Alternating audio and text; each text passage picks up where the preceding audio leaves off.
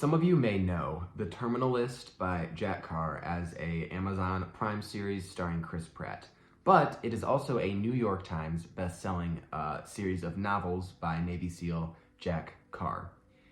So I recently just finished the first one, which is called The Terminal List, which is also the name of the Amazon Prime show.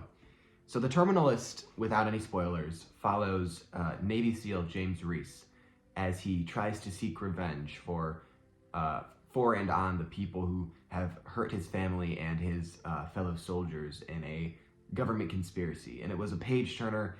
I really liked this. It had really short chapters. And so it was really a page turner because you're getting, 3 or 4 page chapters and you're like, oh my gosh, what was going to happen? I got to keep going. And so obviously stylistically, it's not your perfect novel. It's not, Dostoevsky or something, but it is a good book. It is a violent thriller, if that's the kind of thing you're into. And Jack Carr has some of the best writing advice I've ever heard.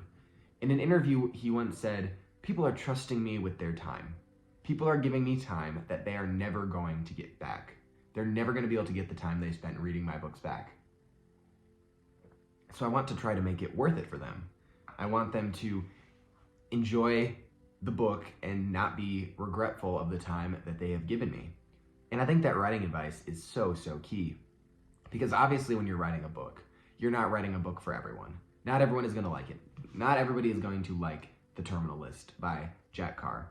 Not everyone is going to like the violence and the revenge and the pro-American bent. Not everyone's going to like that.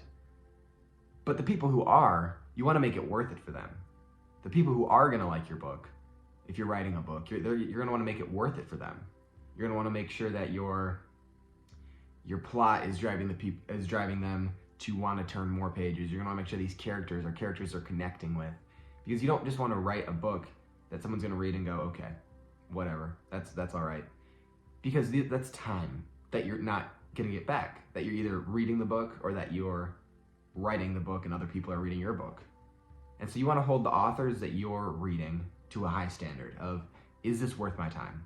And you also want to hold the readers of your book in a high esteem and say, I respect them, and so I'm going to make sure that my book is interesting. And so that's kind of the writing advice that Jack Carr gave, and I love that, and I could see that as I approached The Terminal List, because it really was, just this fast-paced thriller, and you got what you were promised. If you're reading this, expecting sunshine and rainbows, you're obviously not going to find that. But I got what I was promised, and it made me respect Jack Carr. I went and picked up the second book in the series because it was good and I got what I was supposed to get out of it. And I think that's what we all need to look for in the books we're reading. Because if the book you're reading is not delivering as promised, if the author is not delivering as promised, you're giving time to that author. So make sure your time is being respected and valued. And Jack Carr also in The Terminal List, in his introduction to The Terminal List, talks about this. He says, as a free people, keeping federal power in check is something that should be of concern to us all. The fundamental value of freedom is what sets us apart from the rest of the world. We are citizens, not subjects, and we must stay ever vigilant that we remain so. And that kind of goes along with the writing advice Jack Carr gave. Because your freedom should be protected in the same way your time should be protected. Your liberty and your freedom is something that you have. That can't be taken away from you because it's in your mind and it's in your heart. So yes, you can lose rights. You can lose rights of different things that have been outlined by the government. But you can't actually lose your freedom. Viktor Frankl talks a lot about that, and I believe the book's called Man's Search for Meaning. I read that 2 years ago. But he talks a lot about that idea and about how it's internal. Marcus Aurelius talks about how your experiences are internal. Seneca talks about your experiences being internal. And so remembering that your experiences are internal, remembering that the time and the freedom that you have are yours and yours to protect. And so make sure the government isn't encroaching on those freedoms, and make sure that authors aren't wasting that precious time with books that aren't delivering to their promise. So those are the 2 things I really took away from Jack Carr's thriller, The Terminal List.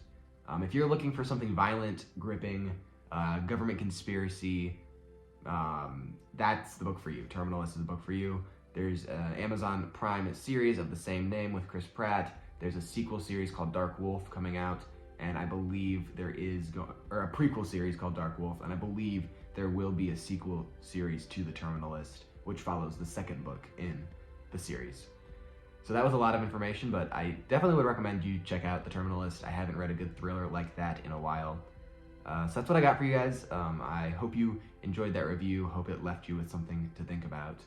Hope you guys all have an awesome week, and I look forward to talking to you all very, very soon.